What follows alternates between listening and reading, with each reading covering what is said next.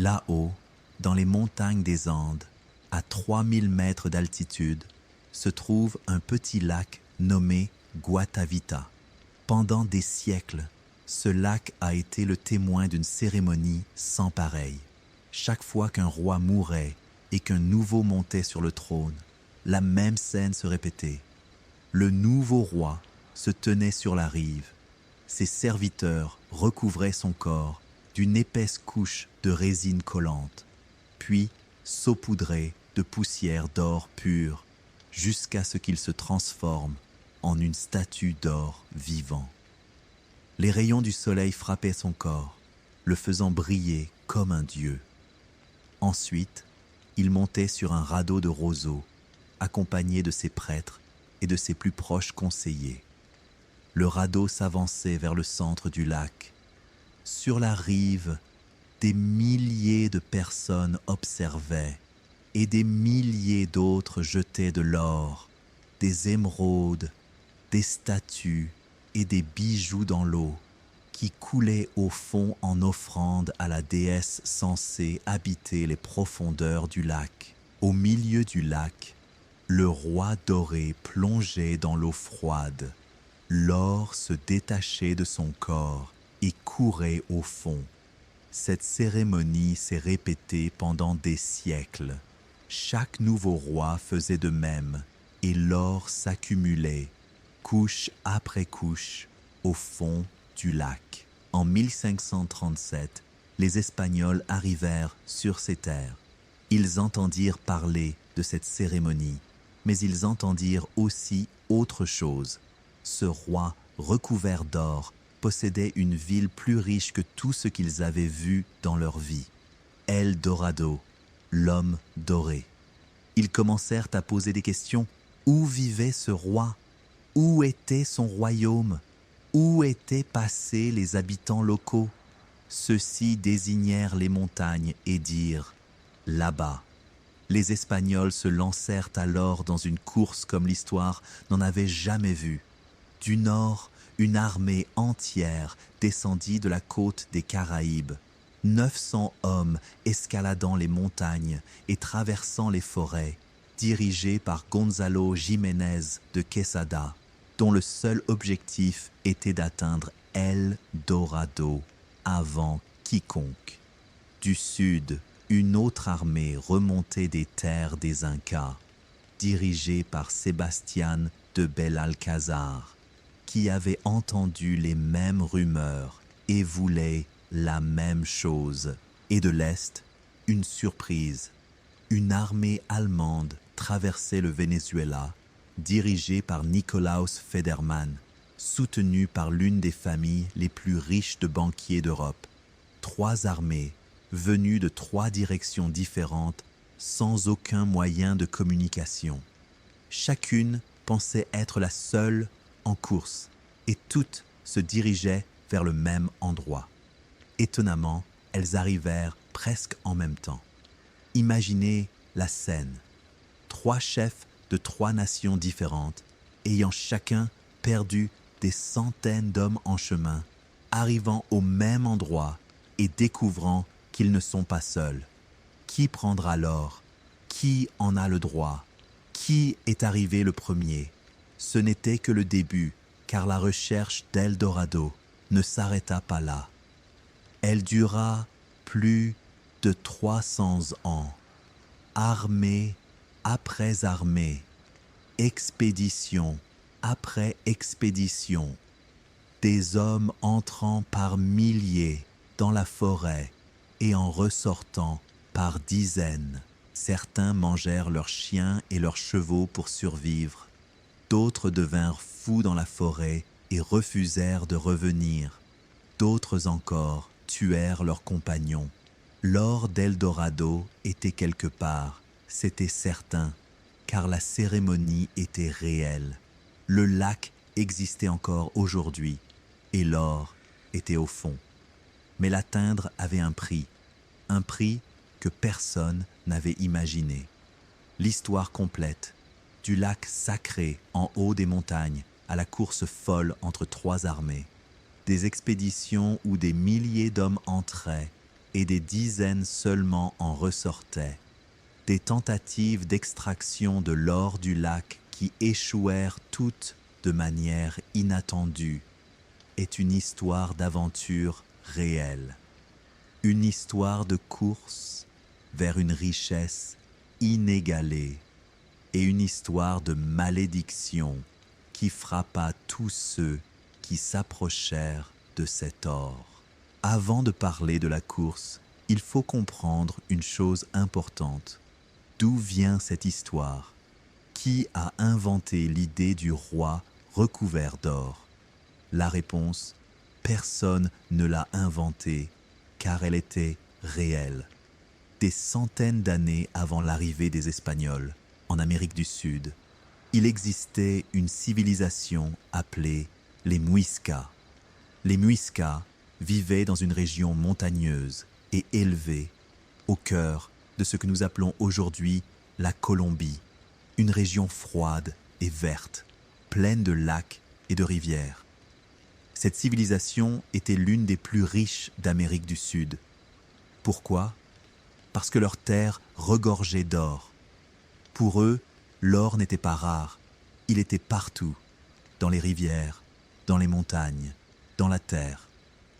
Mais la grande différence, c'est que les Muiscas n'aimaient pas l'or parce que c'était une richesse. Ils ne l'accumulaient pas pour devenir riches. Ils ne l'utilisaient pas pour acheter des choses. Pour eux, l'or était sacré. Il était destiné aux dieux. Sa couleur rappelait celle du soleil. Et le soleil était un dieu. Donc, l'or devint un moyen de communiquer avec les dieux. C'est pourquoi ils jetaient l'or dans les lacs sacrés, fabriquaient de petites statues en or et les jetaient à l'eau, créaient des bijoux et des colliers et les offraient en sacrifice. Et le plus grand sacrifice de tous était la cérémonie d'intronisation du nouveau roi. Cette cérémonie avait lieu dans le lac Guatavita, un petit lac presque circulaire situé en haute montagne. On dit qu'il s'est formé à partir du cratère d'un ancien volcan. Son eau est d'un vert sombre et il est entouré de montagnes couvertes de brouillard la plupart du temps.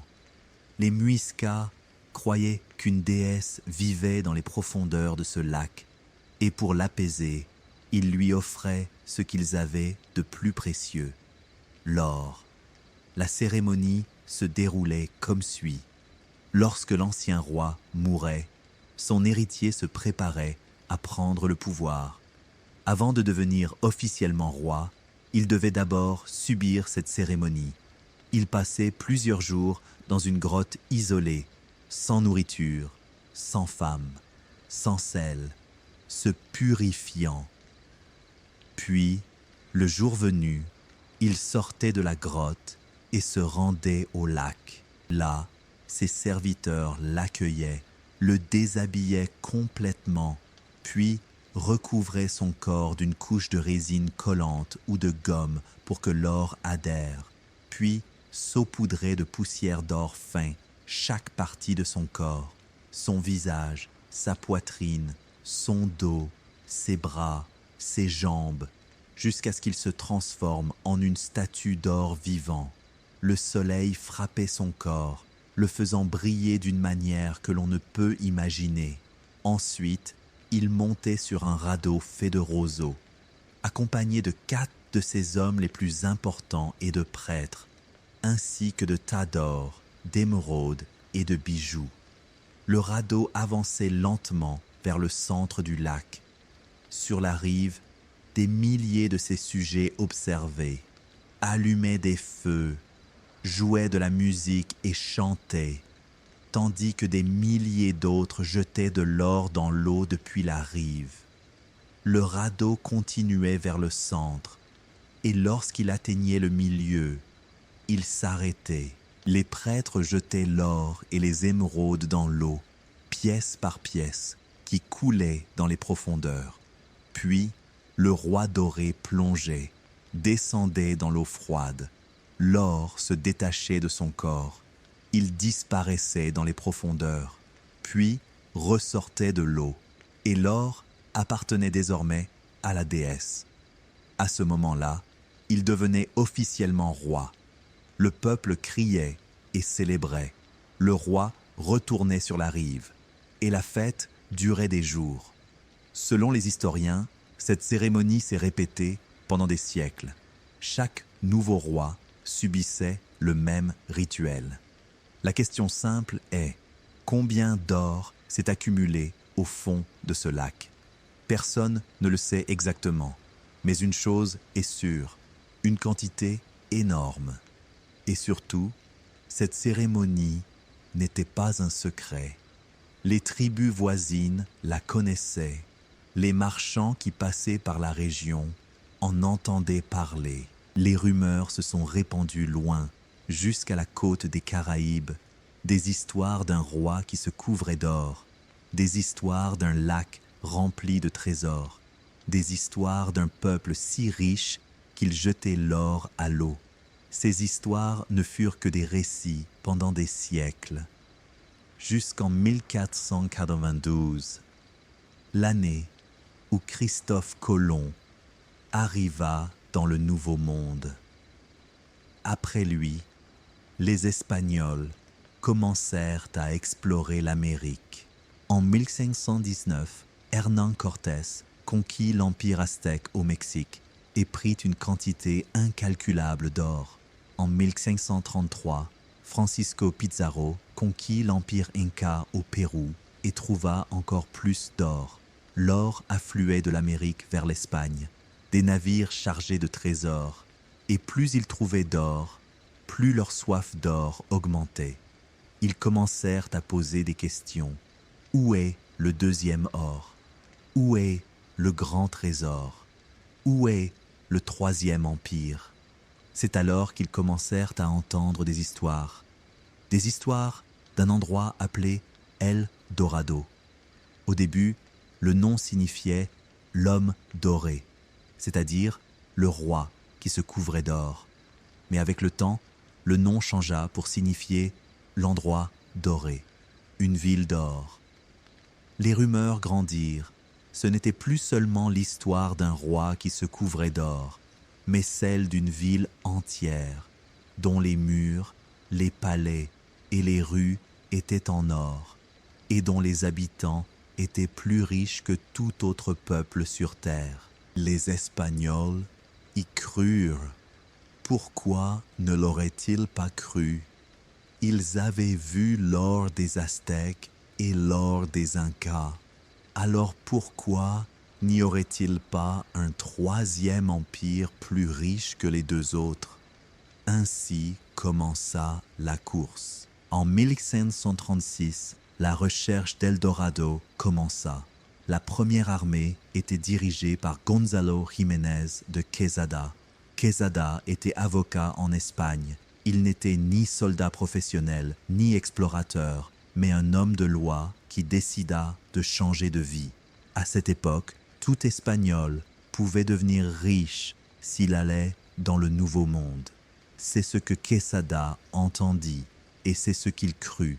Il quitta sa profession et partit pour l'Amérique du Sud, arrivant à Santa Marta, sur la côte nord de ce qui est aujourd'hui la Colombie. Là, il entendit des histoires d'un royaume riche à l'intérieur des terres, dans les hautes montagnes, où vivait un peuple possédant une quantité incalculable d'or. Quesada décida de le trouver. Il rassembla une armée de 800 hommes. Certaines sources disent 900 soldats espagnols, avec des chevaux et des centaines d'indigènes comme porteurs et guides.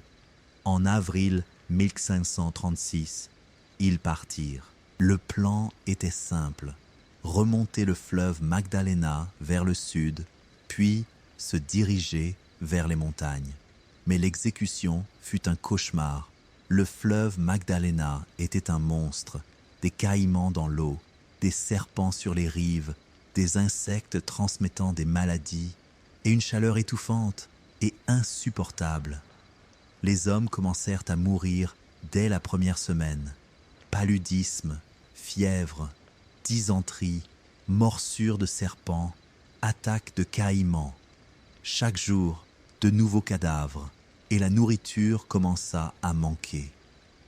Quesada pensait qu'ils trouveraient des villages en chemin et prendraient leur nourriture, mais les indigènes, ayant entendu parler de l'arrivée des Espagnols, s'enfuirent en emportant leur nourriture.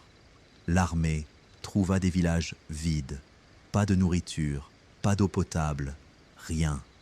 Les hommes commencèrent à manger tout ce qu'ils trouvaient, racines, feuilles, insectes, grenouilles. Certains mangèrent même le cuir de leurs chaussures. Les maladies continuèrent. Après 8 mois de marche, Quesada regarda autour de lui et compta ses hommes. Sur 800, il en restait moins de 200. 600 hommes étaient morts sans avoir vu El Dorado, sans avoir vu d'or, morts en chemin. Tout chef sensé aurait fait demi-tour, mais Quesada ne le fit pas. Il dit à ses hommes: « Nous sommes proches. » Personne ne sait s'il le croyait vraiment, mais il continua. Ils grimpèrent les montagnes. Le climat changea de la chaleur étouffante au froid glacial. Les hommes qui avaient survécu au paludisme commencèrent à mourir de froid. Les chevaux qui avaient survécu au caïman commencèrent à tomber d'épuisement. Mais ils continuèrent, et en mars 1537, après une année complète de marche, ils arrivèrent. Ils arrivèrent dans une région montagneuse et verte, avec un air froid et pur, de larges plaines et des villages avec des gens, le peuple Muiscas. Quesada regarda autour de lui et vit quelque chose qu'il n'attendait pas. De l'or, pas une ville d'or, mais de l'or partout. Les femmes portaient des bijoux en or, les hommes portaient des boucles d'oreilles en or, les temples contenaient des statues en or, même les portes des maisons étaient décorées de plaques d'or. Quesada n'avait pas trouvé la ville d'or, mais il avait trouvé un peuple qui possédait beaucoup d'or, et c'était suffisant. Les Espagnols firent ce qu'ils faisaient toujours. Ils attaquèrent, tuèrent et pillèrent. Le chef des Muiscas, le Zipa, essaya de résister, mais les armes des Espagnols étaient plus puissantes, les mousquets et les épées en fer contre les lances en bois. Le Zipa fut tué dans l'une des batailles. Son successeur, nommé Sagipa, essaya de négocier. Les Espagnols lui demandèrent « Où est le reste de l'or? Où est le grand trésor ?» Sagipa répondit « Nous vous avons donné tout ce que nous avions. » Les Espagnols ne le crurent pas, le torturèrent pendant des semaines, et il mourut sous la torture sans leur dire rien.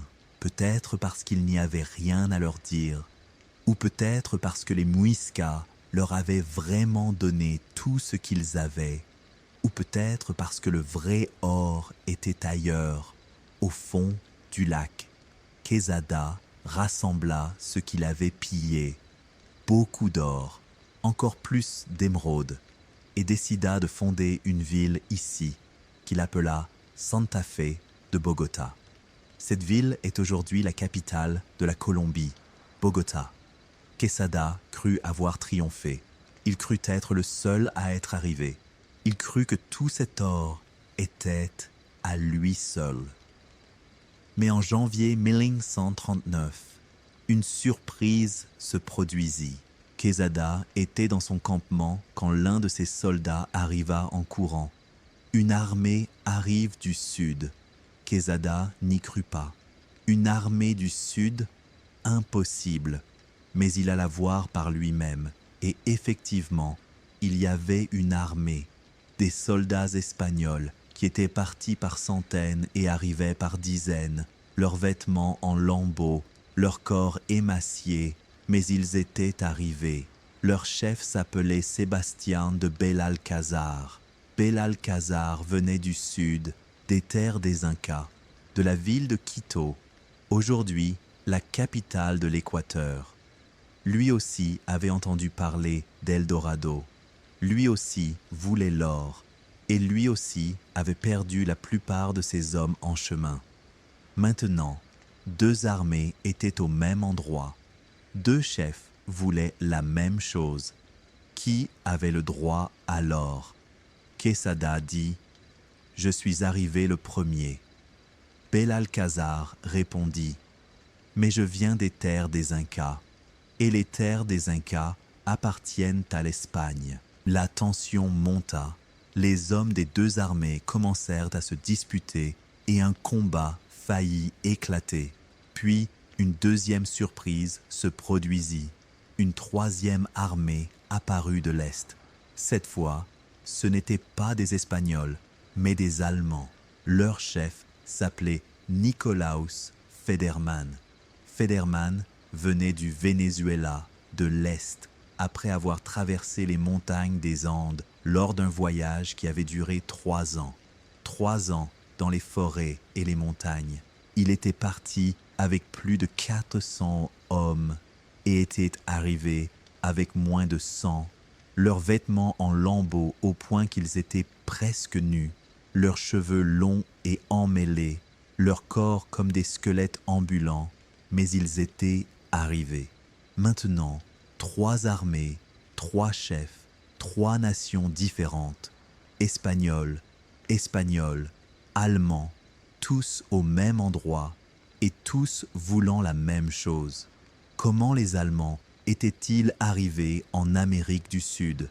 C'est une histoire étrange en soi. En 1528, avant la grande course d'une décennie entière, quelque chose d'étrange se produisit en Europe.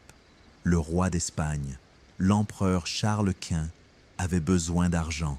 Les guerres en Europe étaient coûteuses et son trésor était vide. Que fit-elle? Il emprunta à la famille de banquiers la plus riche d'Europe, la famille Welser de la ville allemande d'Augsbourg. La famille Welser était l'une des plus riches de la région. Leurs banques étaient partout. Leur commerce s'étendait de l'Allemagne à Venise et à l'Espagne. L'empereur Charles emprunta d'énormes sommes et ne put pas rembourser. Que fit-il? Il leur donna le Venezuela. Oui, un pays entier en guise de remboursement de la dette. L'empereur accorda à la famille Welser le droit de coloniser la province du Venezuela, le droit d'explorer, de gouverner et d'extraire les richesses, à une condition, qu'ils envoient des colons, construisent des villes et convertissent les populations locales. La famille Welser accepta immédiatement. Pourquoi? Parce qu'ils avaient entendu parler de l'or, ils avaient entendu parler d'Eldorado et voulaient le trouver avant les Espagnols. En 1529, la famille Welser envoya son premier gouverneur allemand au Venezuela, Ambrosius Ehinger. Ehinger arriva avec 400 hommes, débarqua dans la ville de Coro sur la côte et commença immédiatement à poser des questions sur Eldorado. Les habitants locaux indiquèrent le sud et dirent « là-bas, dans les montagnes ». Ehinger partit, entra dans les forêts, traversa les rivières, escalada les montagnes, et ses hommes moururent un à un.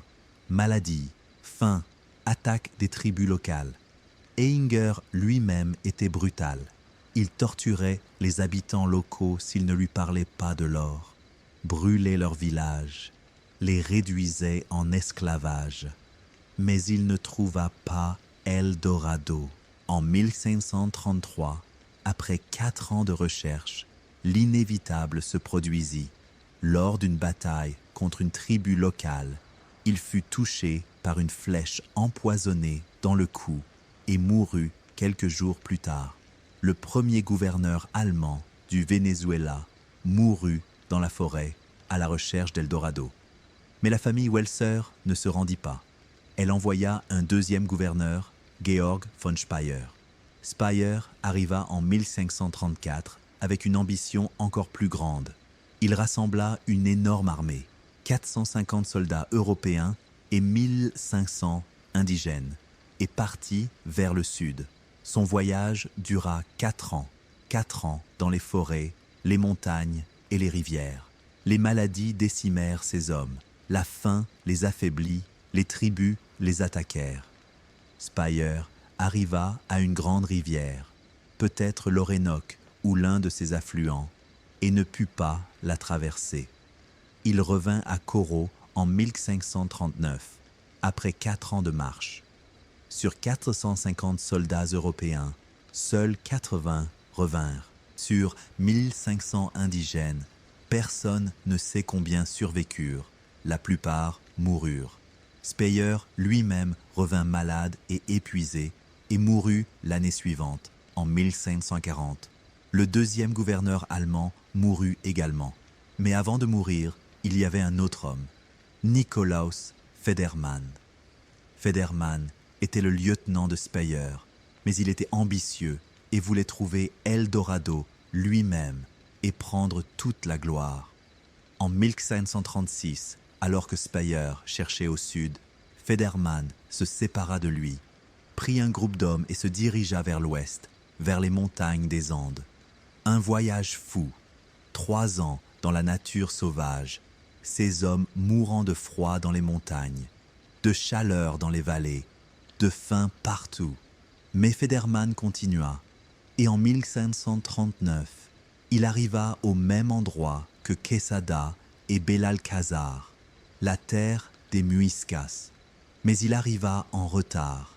Quesada était là avant lui de 2 ans, et la plupart de l'or avait déjà été pillé. En 1541, alors que Hutton se débattait dans les forêts du Venezuela, une autre expédition partit de l'autre côté. Cette expédition serait la plus sanglante de l'histoire de la recherche d'Eldorado. Le chef s'appelait Gonzalo Pizarro. Ce nom devrait vous dire quelque chose. Francisco Pizarro était l'homme qui avait conquis l'empire Inca, l'homme qui avait capturé l'empereur Atahualpa, l'homme qui avait pillé l'or du Pérou. Gonzalo était son jeune frère et il voulait une gloire qui lui soit propre. En 1541, Gonzalo Pizarro était gouverneur de la ville de Quito, aujourd'hui la capitale de l'Équateur, et il entendit 2 rumeurs. La première, à l'est des montagnes, il y avait une vallée remplie d'arbres à cannelle. Et à cette époque, la cannelle valait son poids en or. La deuxième, derrière la vallée de la cannelle, il y avait le royaume d'Eldorado. Pizarro décida de trouver les deux. Il rassembla une armée, et pas une armée ordinaire. 220 soldats espagnols, 4000 indigènes, des chevaux, des porcs pour la nourriture, des chiens de chasse dressés et des lamas pour porter les bagages. Une armée énorme. Le deuxième commandant de l'expédition était un cousin de Pizarro, un homme nommé Francisco de Orellana. En février 1541, ils partirent de Quito et se dirigèrent vers l'est, vers les forêts. Les problèmes commencèrent immédiatement. La route de Quito aux forêts passe par les montagnes des Andes. Des montagnes escarpées, de la neige, un froid mortel. Les hommes, venus des régions côtières chaudes, ne le supportèrent pas et commencèrent à mourir. Les lamas moururent, les porcs moururent, même les chiens moururent. Pizarro continua. Après des semaines, ils descendirent des montagnes et entrèrent dans la forêt. Mais la forêt était pire, la forêt amazonienne, la plus dense au monde. Des arbres géants bloquant le soleil, une humidité étouffante, des pluies incessantes et des insectes partout, des moustiques transmettant le paludisme, des fourmis mangeant la chair, des serpents venimeux à chaque pas, les rivières profondes entrelacées avec des caïmans et des piranhas. Les hommes commencèrent à tomber. Le paludisme seul tua des dizaines au cours des premières semaines. La nourriture s'épuisa rapidement. Pizarro pensait qu'il trouverait des villages en chemin et prendrait leur nourriture. Mais les indigènes s'enfuirent en entendant parler de l'arrivée des Espagnols et emportèrent leur nourriture. L'armée trouva des villages vides, pas de nourriture, rien. Ils commencèrent à manger n'importe quoi.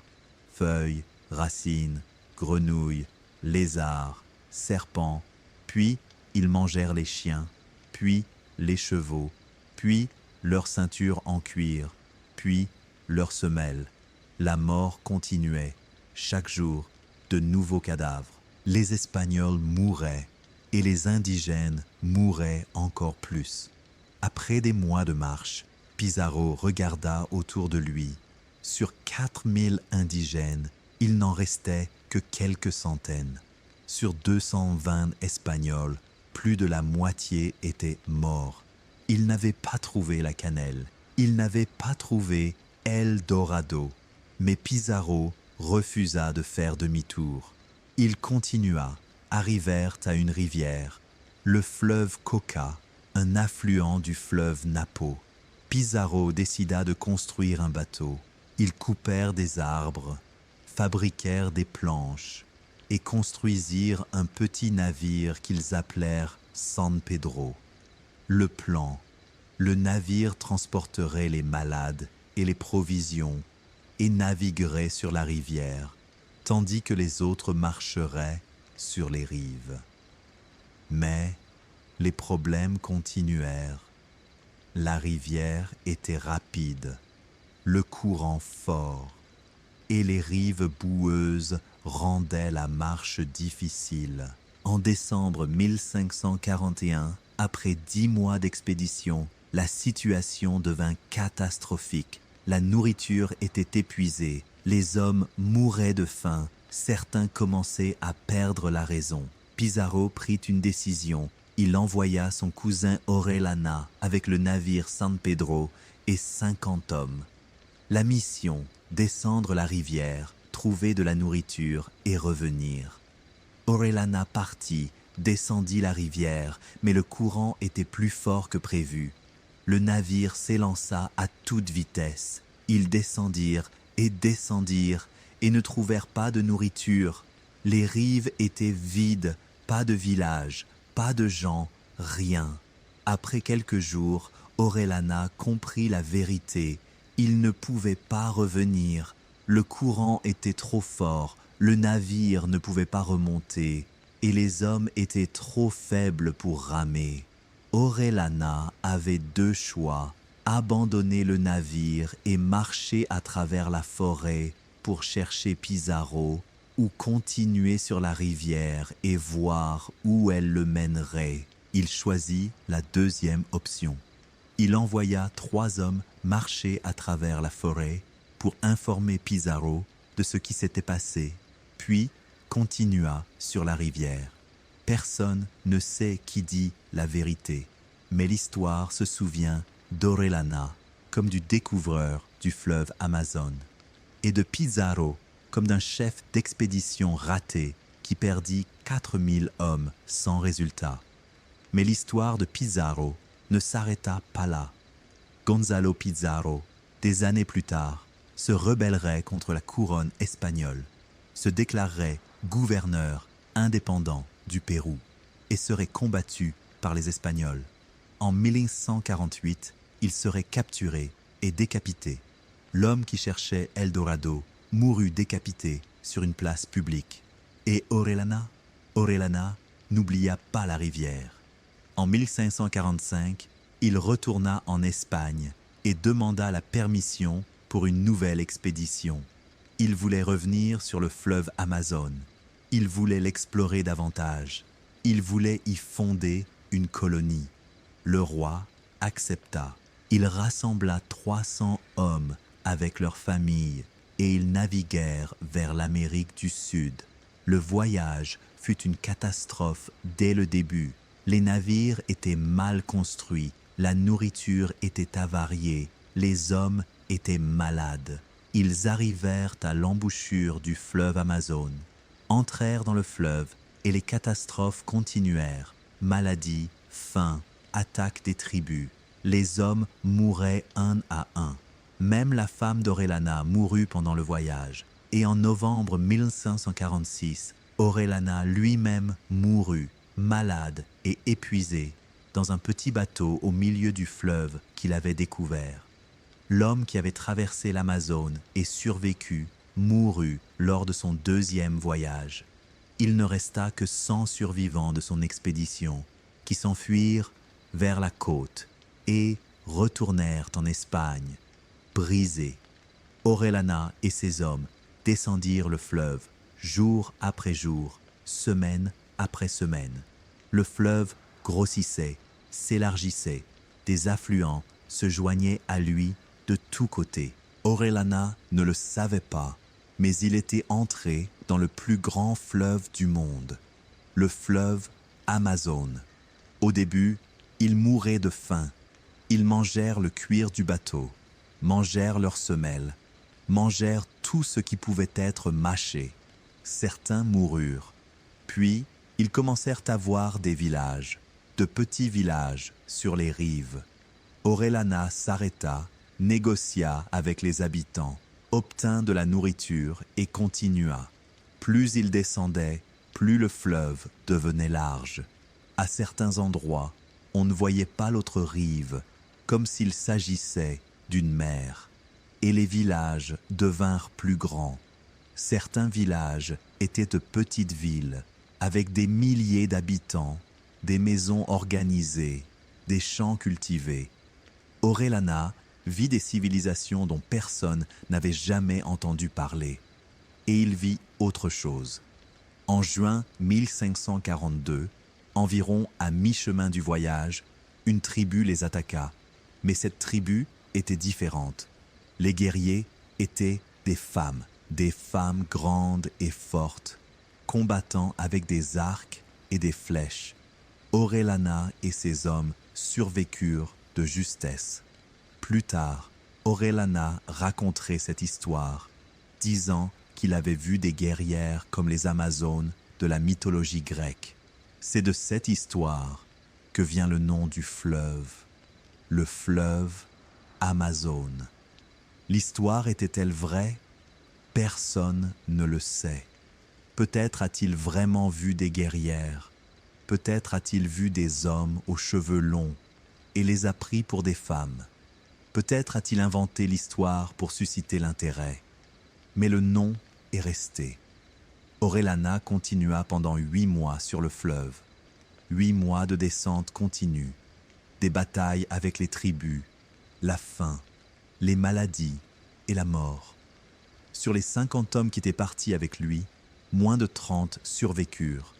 Et enfin, en août 1542, ils virent quelque chose.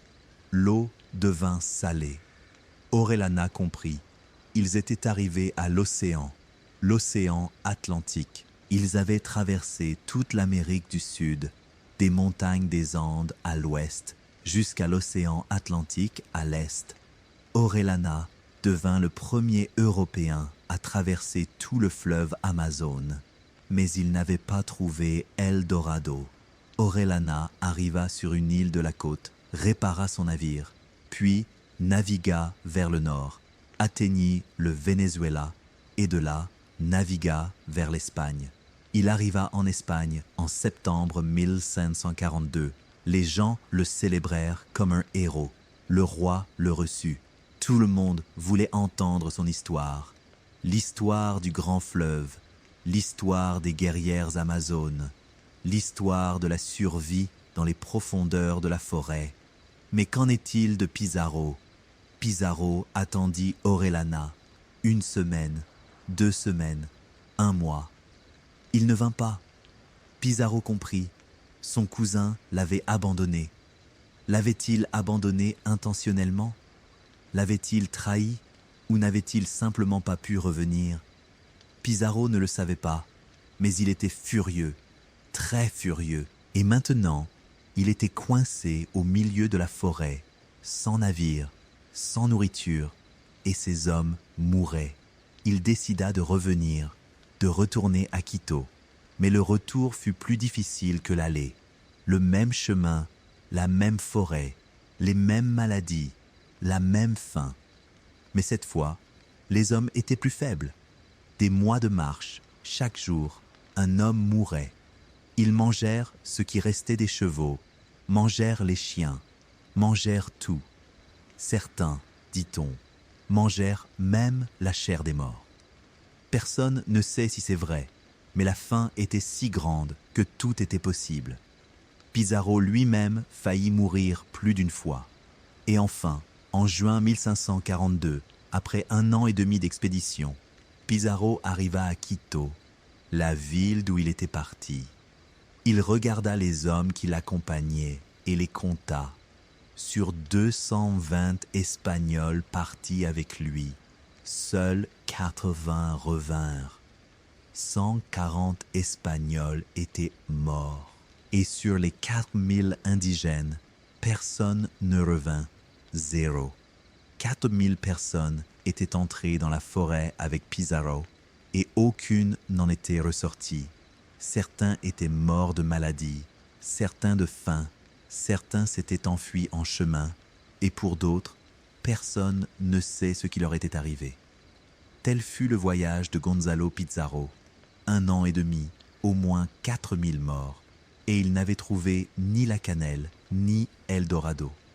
Pizarro revint à Quito, furieux et brisé. La première chose qu'il fit fut de déclarer qu'Orellana était un traître. Il dit qu'Orellana l'avait abandonné intentionnellement pour le laisser mourir, avait pris le navire et les provisions et s'était enfui. Mais Orellana, en Espagne, racontait une histoire différente. Il disait que le courant était trop fort, qu'il n'avait pas pu revenir. Chapitre 5. L'obsession anglaise. Des décennies passèrent. Les Espagnols ne cessèrent pas leurs recherches. Petites expéditions ici et là, toutes échouèrent, toutes perdirent des hommes, et personne ne trouva Eldorado.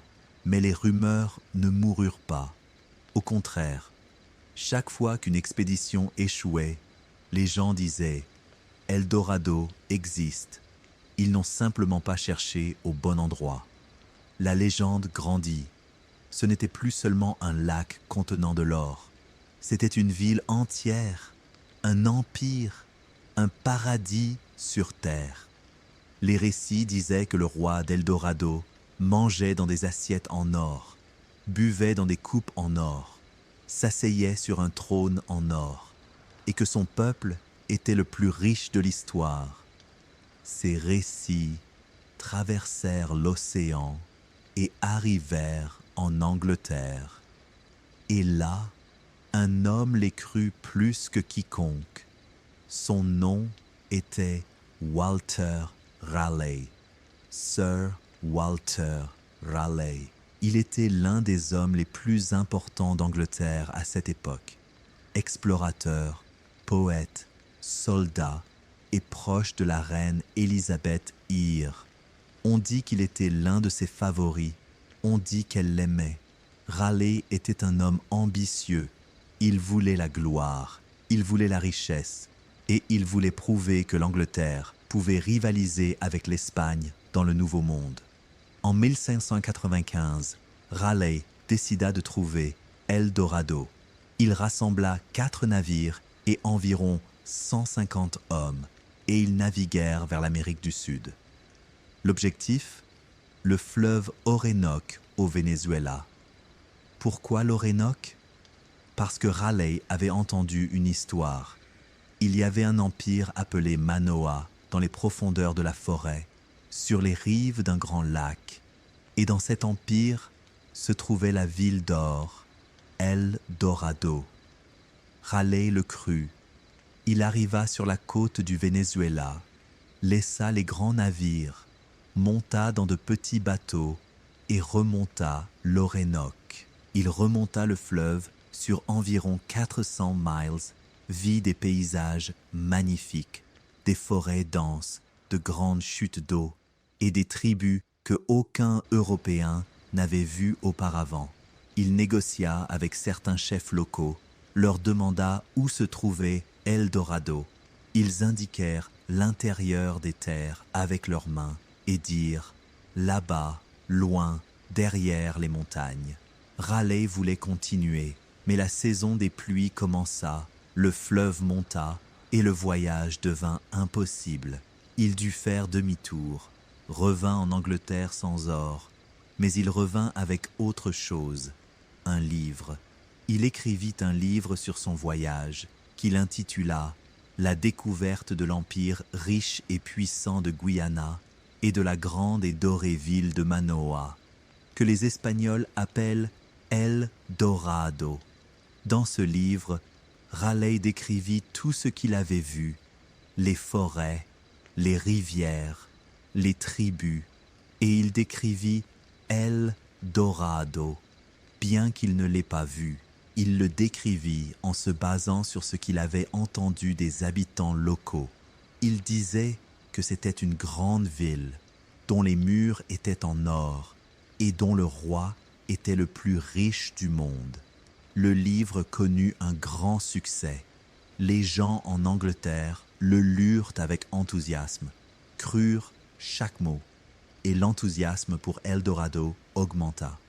Mais Raleigh ne put pas retourner immédiatement, car sa vie en Angleterre devint compliquée. En 1603, la reine Élisabeth mourut. Le nouveau roi était Jacques Ier, et Jacques n'aimait pas Raleigh. La même année, Raleigh fut accusé de complot contre le roi. L'accusation était-elle vraie? Personne ne le sait exactement, mais Raleigh fut condamné à mort, puis sa peine fut commuée en emprisonnement. Raleigh entra dans la Tour de Londres, la célèbre prison, et y resta 13 ans.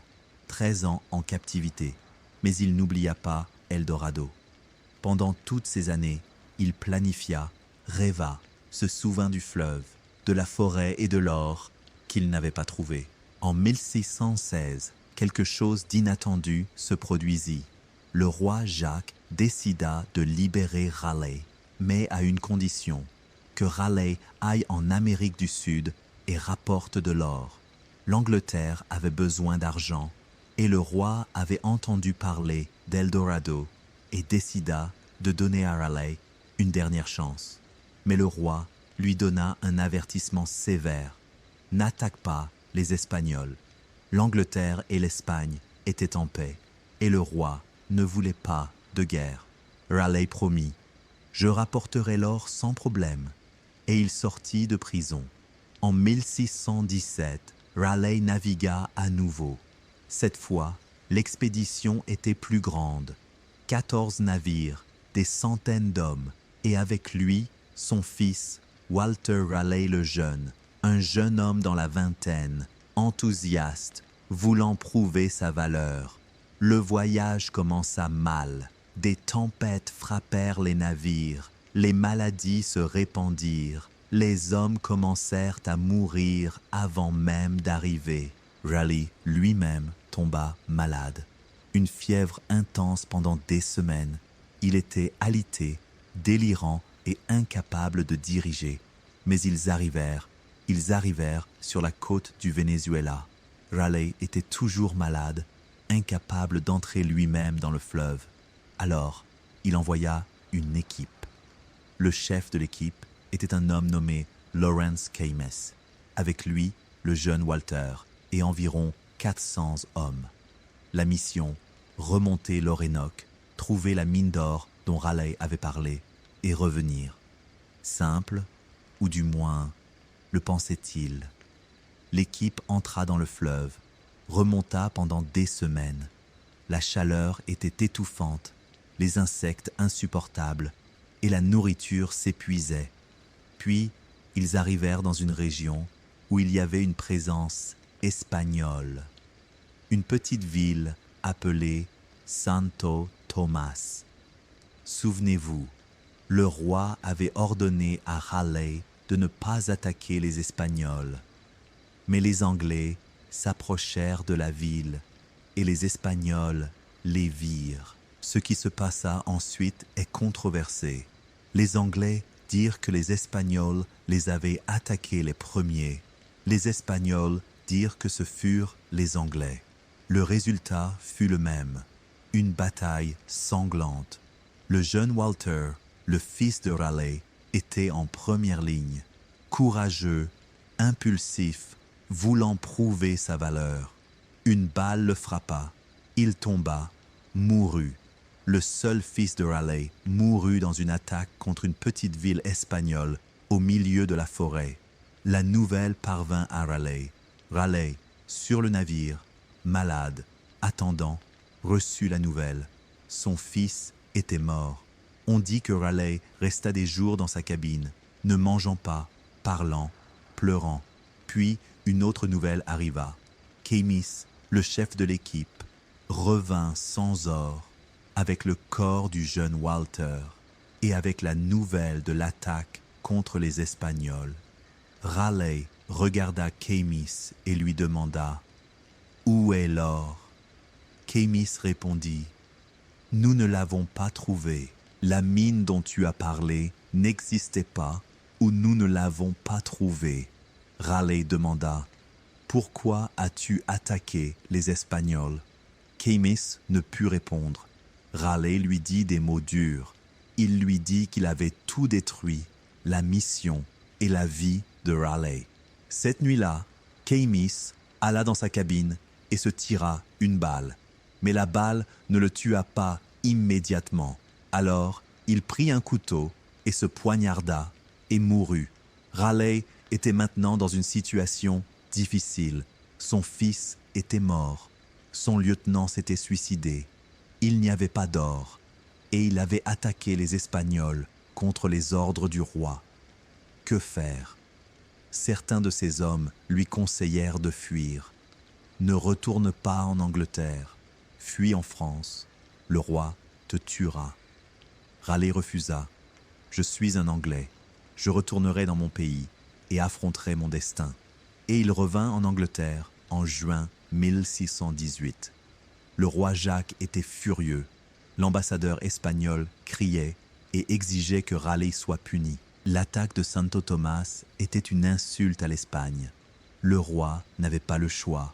Il ordonna l'arrestation de Raleigh, puis ordonna l'exécution de l'ancienne sentence de mort prononcée en 1603. Le 9 octobre 1618, Raleigh fut conduit sur la place d'exécution, âgé de 66 ans. Les cheveux blancs, le corps affaibli par la maladie, la prison et le chagrin. Mais il se tint avec dignité, demanda à voir la hache qui lui couperait la tête, la prit, passa son doigt sur le tranchant et dit « C'est un médicament âpre, mais il guérit tous les maux. » Puis il posa sa tête sur le billot et la hache tomba. Ainsi mourut Sir Walter Raleigh, l'homme qui avait passé 22 ans à rêver d'Eldorado, de 1195, lorsqu'il entra pour la première fois dans l'Orénoque, à 1617, lorsqu'il revint chercher une nouvelle fois. 22 ans pendant lesquels il perdit sa liberté, perdit son fils, perdit son ami et perdit sa tête sans jamais trouver Eldorado. Chapitre 6. La colère de Dieu. Mais l'histoire la plus étrange de la recherche d'Eldorado n'était pas celle de Raleigh, c'était celle d'un autre homme. Un homme qui devint fou dans la forêt et se déclara ennemi de Dieu, du roi et du monde entier. Son nom était Lope de Aguirre. Aguirre était un soldat espagnol, arrivé jeune en Amérique du Sud et avait passé des années à combattre dans différentes campagnes. Mais il ne devint ni riche ni célèbre. Il resta un simple soldat et il était en colère contre les chefs qui prenaient tous les butins, en colère contre le système qui favorisait les nobles, en colère contre tout. En 1160, une opportunité se présenta. Le gouverneur espagnol du Pérou voulait envoyer une expédition à la recherche d'Eldorado. Pourquoi? pas seulement parce qu'il voulait l'or, mais parce qu'il avait un problème. Il y avait beaucoup de soldats espagnols sans emploi. Les guerres contre les Incas étaient terminées et les soldats sans travail commençaient à causer des problèmes. Le gouverneur pensa, pourquoi ne pas les envoyer dans la forêt? Soit ils trouvent Eldorado et deviennent riches, soit ils meurent là-bas et disparaissent. Dans les deux cas, le problème est résolu.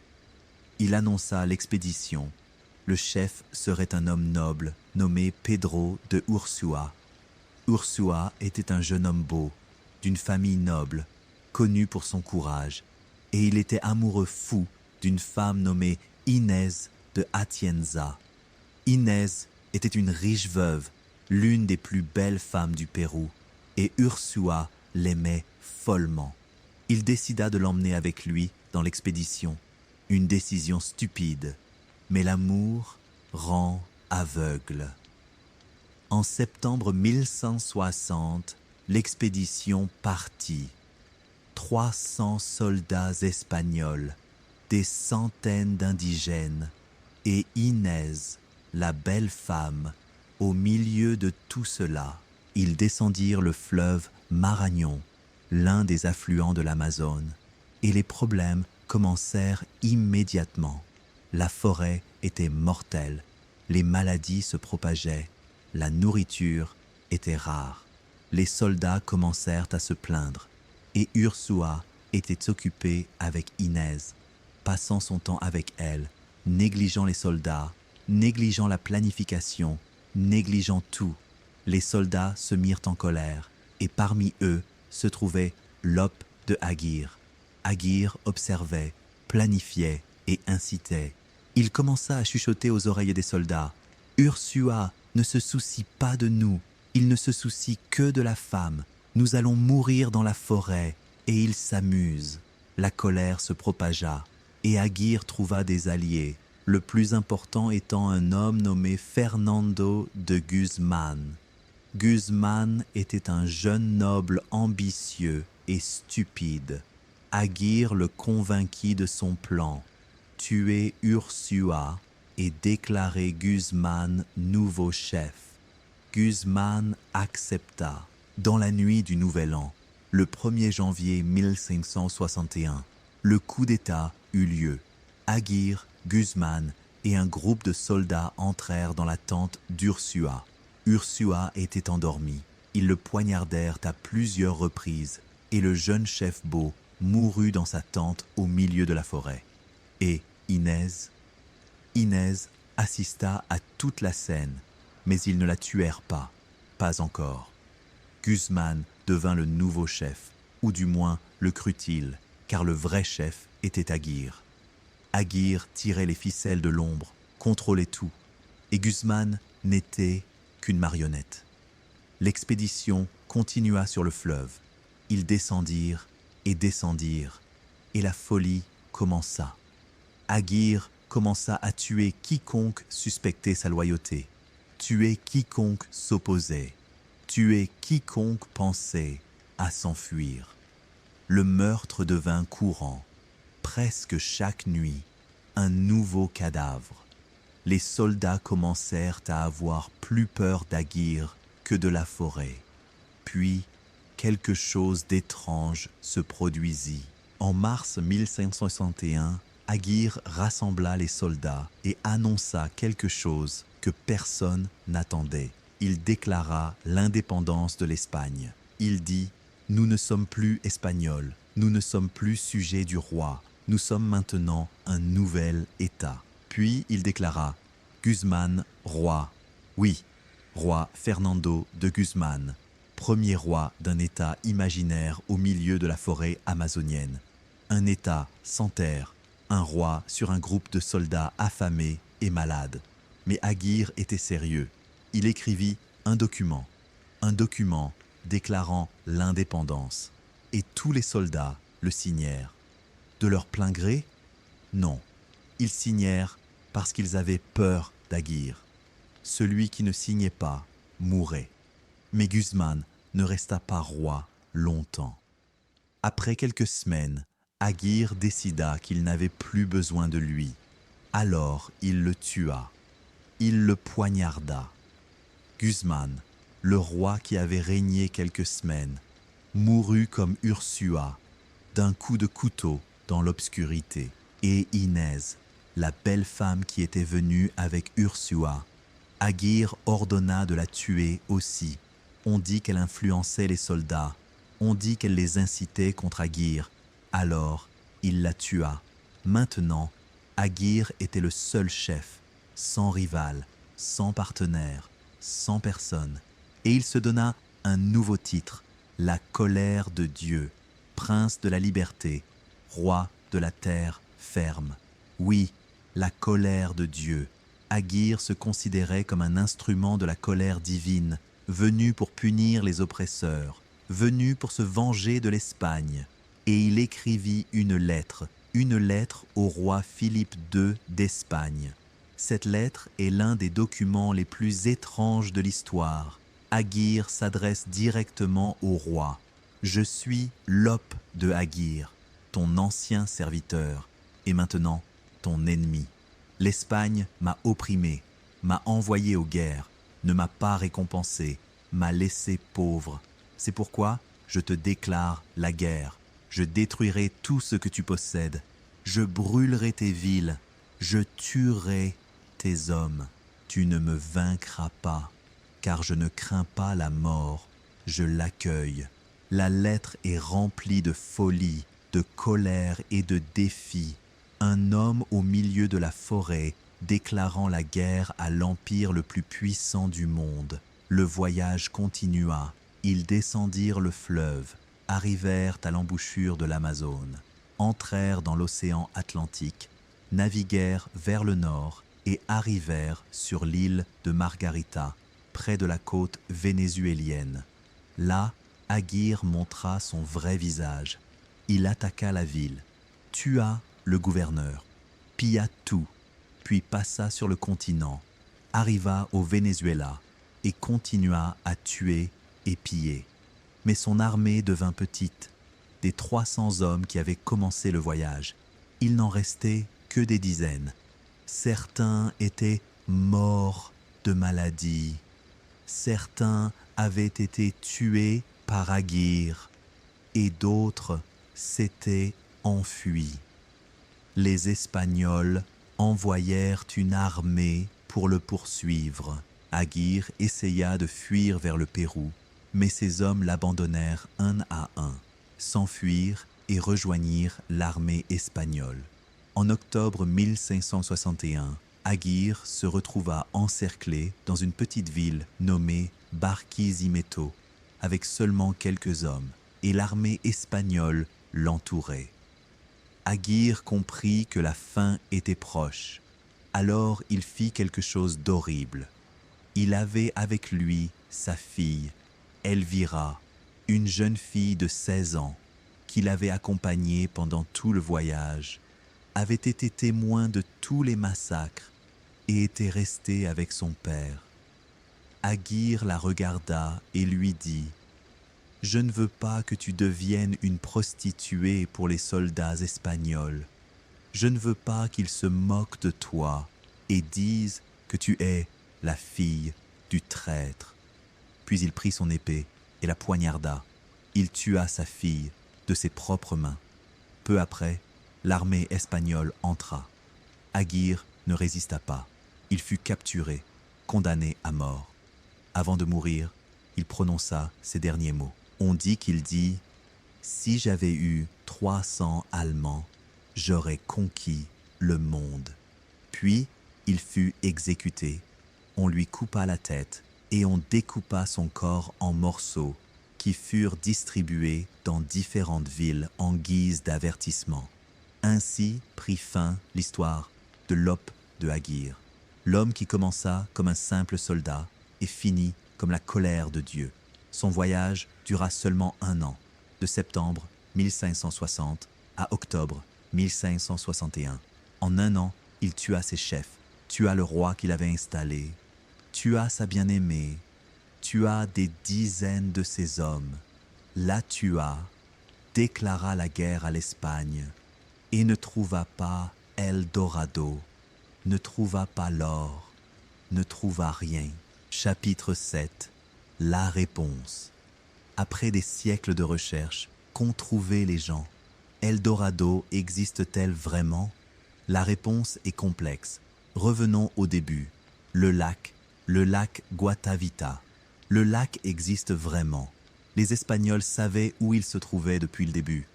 Quesada lui-même fut le premier à arriver sur les terres des Muiscas et apprit l'existence du lac. Et la question évidente, pourquoi ne vident-ils pas le lac et ne prennent-ils pas l'or du fond? Les gens ont essayé à plusieurs reprises. La première tentative eut lieu en 1545. Un Espagnol nommé Lázaro Fonte arriva avec une idée. Il rassembla des centaines d'ouvriers et les aligna en une longue file du lac à la vallée voisine. Chacun portait un seau. L'idée, il puiserait l'eau avec les seaux, la passerait de main en main et la déverserait dans la vallée. Une file d'êtres humains vidant le lac manuellement. Ils travaillèrent pendant des mois, réussirent à abaisser le niveau de l'eau d'environ 3 mètres, trouvèrent de l'or, de petits morceaux, des bijoux, des statues, d'une valeur d'environ 3000 pesos. Pas une énorme richesse, mais quelque chose. Le problème, le lac était très profond, plus de 100 mètres, et il ne l'avait abaissé que de 3 mètres. Le vrai or était dans les profondeurs. La tentative échoua. La deuxième tentative eut lieu en 1580. Un marchand espagnol nommé Antonio de Sepúlveda arriva avec un plan plus intelligent. Au lieu de vider l'eau avec des seaux, il creuserait un canal du lac à la vallée. L'eau s'écoulerait d'elle-même et le lac se viderait. Il rassembla des milliers d'ouvriers parmi les habitants locaux et ils commencèrent à creuser. Des mois de travail acharné et le canal progressait. Enfin, ils arrivèrent, ouvrirent le canal et l'eau commença à s'écouler. Le niveau du lac baissa, baissa, baissa, jusqu'à ce qu'il baisse d'environ 20 mètres. Ils trouvèrent plus d'or que la première fois, des morceaux d'or précieux, des émeraudes, des artefacts, dont un pectoral en or incrusté d'émeraudes, envoyé en cadeau au roi Philippe. La valeur de ce qu'ils trouvèrent était d'environ 12 000 pesos, 4 fois plus que la première tentative. Mais ensuite, une catastrophe se produisit. Le canal s'effondra. Les parois ne supportèrent pas la boue, s'effondrèrent, et l'eau et la boue ensevelirent tout. Les ouvriers qui étaient à l'intérieur du canal moururent. Des dizaines furent enterrés vivants. Sepúlveda lui-même fut blessé. La tentative s'arrêta. Mais les gens ne désespérèrent pas. Des siècles passèrent. La technologie évolua. En 1886, une entreprise britannique décida de tenter sa chance. La Guatavita Exploration Company. Ils arrivèrent avec des équipements modernes, des pompes à vapeur, des tunnels renforcés, un plan bien conçu. Ils commencèrent le travail, creusèrent un tunnel sous le lac et les pompes aspiraient l'eau. Des mois de travail et ils réussirent. Le lac fut presque entièrement vidé. Il ne restait qu'environ 1,5 mètre d'eau au fond. Mais ensuite, quelque chose d'inattendu se produisit. Le soleil tropical fort, frappa le fond du lac et la boue du fond sécha et devint comme du ciment, dur, solide, impossible à creuser. L'entreprise britannique se retrouva face au fond du lac et ne put atteindre l'or. Ils essayèrent de creuser, mais ne firent que gratter la surface. Ce qu'ils trouvèrent, quelques morceaux d'une valeur inférieure à 500 livres sterling, bien moins que le coût du projet. L'entreprise fit faillite. En 1909, elle annonça officiellement sa faillite. Après cela, d'autres essayèrent, petites tentatives, plongeurs, équipements, mais toutes échouèrent. En 1965, le gouvernement colombien décida de mettre fin à l'histoire. Il déclara le lac site patrimonial protégé, creuser interdit, fouiller interdit, toute activité interdite. L'or au fond du lac y resterait pour toujours. Mais l'histoire a une fin étrange. En 1969, un paysan colombien marchait dans les montagnes, cherchant une grotte pour se réfugier de la pluie. Il trouva une petite grotte, entra et dans l'obscurité vit quelque chose briller. Il tendit la main et sortit un artefact en or. Un petit radeau fait d'or pur, avec de petites statues de personnes. Et au centre, une statue plus grande. Un homme debout, entouré de 4 hommes plus petits. Le paysan ne comprit pas ce que c'était. Le prit, alla en ville et le donna aux autorités. Les scientifiques l'examinèrent et réalisèrent ce que c'était. Ce radeau était une représentation de la cérémonie du roi doré. L'homme au centre était le roi recouvert d'or, et les hommes autour de lui étaient ses prêtres. Le radeau était le bateau sur lequel il montait pour aller sur le lac. Cet artefact avait été fabriqué il y a des centaines d'années, peut-être comme offrande ou comme souvenir. Aujourd'hui, il est la seule preuve matérielle que l'histoire était réelle. La cérémonie était réelle. Le roi doré était réel.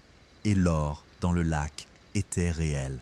Ce radeau est aujourd'hui exposé au musée de l'or à Bogota, la capitale de la Colombie, et est l'un des artefacts les plus célèbres de toute l'Amérique du Sud. Et la vérité est qu'Eldorado n'était pas une ville, pas un empire, pas un paradis d'or.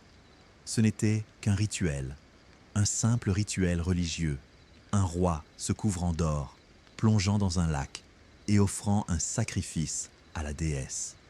Voilà tout. Mais les Espagnols et les Européens en général ne comprirent pas. Ils entendirent parler d'un roi doré et imaginèrent une ville d'or.